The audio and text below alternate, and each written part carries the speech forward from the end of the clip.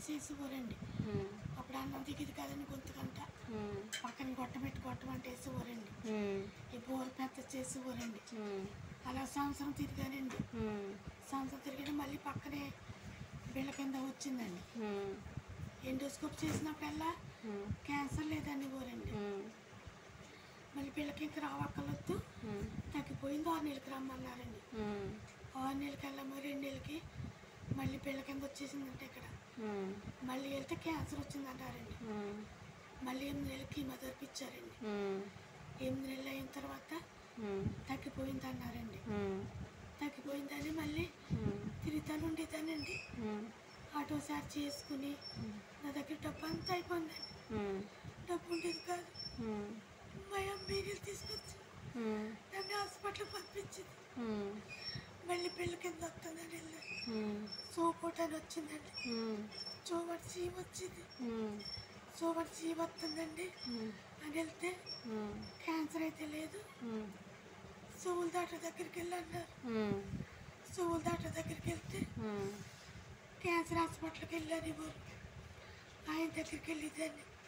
లేదమ్మా, క్యాన్సర్ తగ్గిపోయింది అన్నారు. ఇక్కడ పిల్ల వచ్చిందండి అంటే సువ్వాళ్ళు వచ్చిందన్నారు. అది అంతకంతగా పెద్దదైపోయింది. మళ్ళీ వెళ్తే మళ్ళీ క్యాన్సర్ ముదిరిపోయింది. కీమో పెట్టాలి, మళ్ళీ పక్కన గొట్టం పెట్టాలి, అన్నం తిట్టకుండా రేడియేషన్ పెట్టాలన్నారు. నా దగ్గర డబ్బులు స్కానింగ్కి 30,000 తీశారు. స్కానింగ్ చేయించుకోవడం డబ్బులు లేవు. వచ్చేసాను. దేవుడిని వేడుకునేదానండి. చచ్చిపోతానంటారు. ఎప్పుడు చచ్చిపోతానో తెలియదు. ఏడ్చిందండి.